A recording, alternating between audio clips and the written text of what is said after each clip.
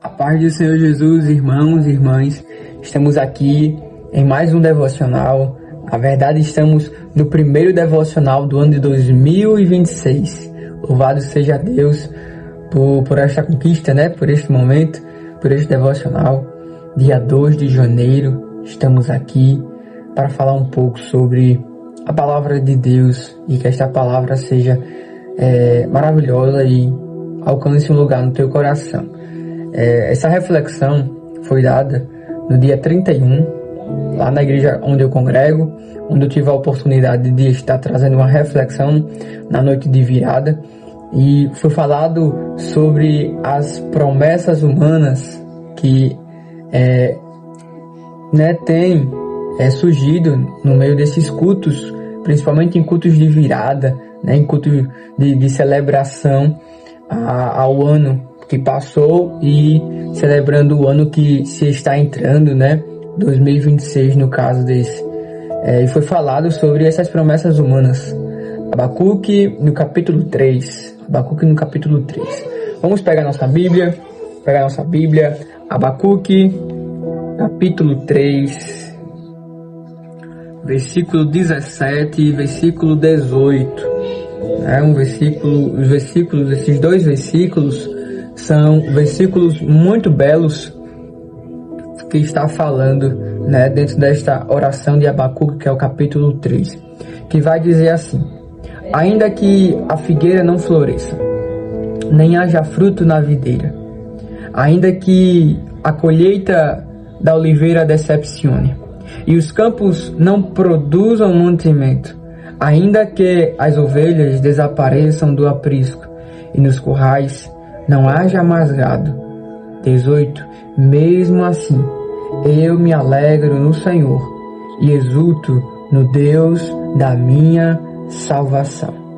Louvado seja o Senhor Jesus. Queridos, todo culto de virada, se você perceber, em alguns momentos, sempre tem alguém, principalmente nesses anos que estão se passando, não digo muitos e muitos anos atrás, mas também acontecia, mas vem aumentando nesses anos, o ano de 2000 para cá, 2020 no caso para cá, onde vem também florescendo, a chama do neopentecostalismo, essas bênçãos, essas coisas de prosperidade, entre outras coisas que se englobam neste contexto. E todo ano, os cultos de celebração que celebram a entrada do ano seguinte estão carregadas de promessas humanas. Por exemplo, o ano de 2026 será um ano de vitória. Eu quero que você levante suas mãos e receba o que eu estou profetizando, porque o ano 2026 será um ano de conquista para você, será o melhor ano da sua vida, será isso e aquilo e aquilo e aquilo e aquilo. Mas eu não sei o que vai acontecer no ano de 2026. Eu não sei se aquele ano será realmente um ano de vitória para aquela pessoa. Nós cremos que será, em nome de Jesus, que este ano será um ano de vitória, de conquista, será um ano cheio de coisas boas para nós, mas se não for, se for o pior ano de nossas vidas, se alguém estiver profetizando, falando que 2026 vai ser o melhor ano, vai ser um ano de vitória, vai ser o melhor ano da vida daquela pessoa, e o ano daquela pessoa ser o pior ano da vida dela, como ficará aquela pessoa? Deus me prometeu um ano abençoado. Será que foi Deus? Eu não estou indo contra isso, não. Com certeza nós temos que falar, em nome de Jesus, que aquele ano será um ano abençoado, será um ano cheio da presença de Deus, que será um ano cheio de conquistas, um ano cheio de coisas boas, um melhor ano de nossas vidas, sim, em Jesus. Mas nós não sabemos se realmente aquilo vai acontecer. Nós não sabemos. Nós não sabemos o que vai acontecer daqui a alguns instantes.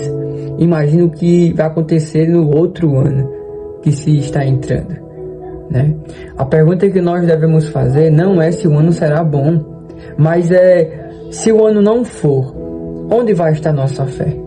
Porque a nossa fé vai estar alicerçada nas promessas que foram ditas dia 31 para o dia 1º de janeiro? Ou a nossa fé estará alicerçada e guardada no Senhor Jesus e na promessa fiel de que Ele é o melhor para nós? A Bíblia, ela é muito honesta para conosco quando ela vai nos mostrar que mesmo quando grandes coisas estão acontecendo, frustrações, inquietações, guerras, entre outras coisas, ela mostra que o Senhor estará conosco. Ela não vai dizer que todos os anos de nossa vida será o melhor ano ou que o ano será fácil, mas ela vai garantir que a presença fiel do Deus soberano estará conosco. Então nós não podemos ficar com esse pensamento de promessas humanas, crendo que Deus sim pode abençoar este ano, e cremos que Ele abençoará, porque cremos que este ano será um ano maravilhoso no Senhor.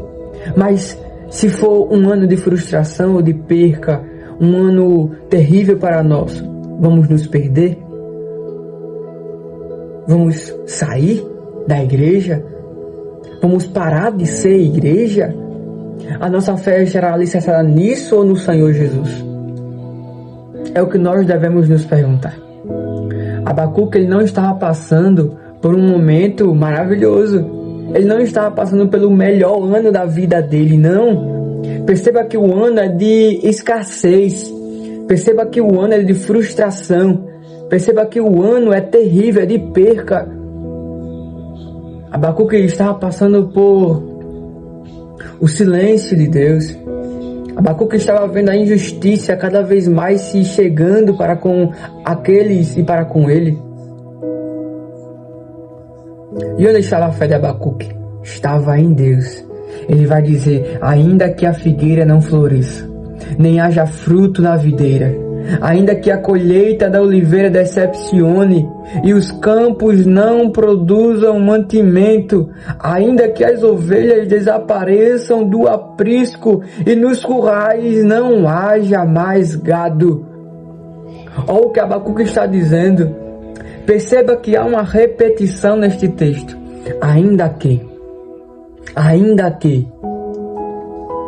Perceba que a fé de Abacuque não está condicionada à situação. Perceba que a fé de Abacuque não está condicionada à situação aonde ele está, porque a fé dele não está alicerçada naquela situação, mas no Senhor que está no controle da situação. Ele vai dizer: ainda que não haja fruto, ainda que não haja provisão, ainda que não haja mantimento, ainda que não haja sinais visíveis de sucesso, ele vai dizer: mesmo assim, eu me alegro no Senhor e exulto no Deus da minha salvação. Ele não vai já dizendo: eu me alegro na situação boa que está acontecendo. Não, ele vai dizer: eu me alegro no Senhor. No Senhor soberano. No Senhor que está no controle de todas as coisas. Queridos, que nós devemos estar com um pensamento positivo, com toda certeza, iniciar com grandes metas, nos aprofundarmos mais na palavra, nos aprofundarmos mais no espiritual, nos aprofundarmos em conhecer mais do Senhor Jesus que nós servimos, nos aproximar dele, e também em coisas que de certa forma são pessoais, seculares, nossa vida profissional, nossa vida estudantil, nossa vida como família. Nós devemos almejar coisas grandes com toda certeza, mas e se isso não acontecer? E se grandes coisas de sucesso não me alcançar? E se o ano for de perca, e se o ano for de frustração, e se o ano for o pior da sua vida, como estará a sua fé? Como estará a nossa fé? É isso que eu estou dizendo e perguntando para nós, bem para nós refletirmos sobre isso. Querido Jó, nós sabemos a história, tudo que ele passou, a doença que Deus permitiu que chegasse, a perca que Deus permitiu que acontecesse, os filhos, as riquezas que ele tinha, E assim ainda continuou com a mulher a incentivando ele a abandonar o Deus vivo de Israel.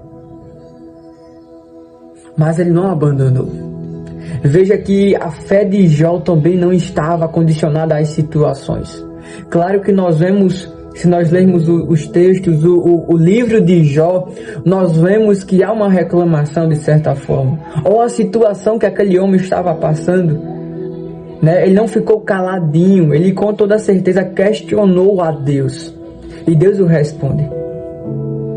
Mas o que eu quero dizer é que mesmo em meio a tudo que ele estava passando, mesmo em meio à situação que ele estava passando, ele ainda teve a ousadia e a convicção de uma fé estável em Deus, a dizer no capítulo 13, no versículo 15 de Jó, a dizer: mesmo que o Senhor me mate, mesmo que o Senhor me mate, no Senhor, nele ainda é a minha esperança, o Senhor ainda é a minha esperança.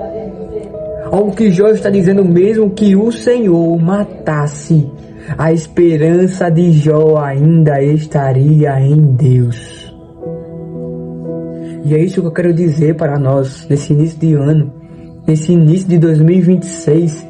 Mesmo que grandes coisas não aconteçam de positivo para com a nossa vida, não vamos deixar a nossa esperança e a nossa fé e a nossa convicção, o nosso Senhor Jesus de lado. Não, mas mesmo que não haja provisão, mesmo que não haja sinais visíveis de sucesso, eu me alegro no Senhor. Você deve se alegrar no Senhor.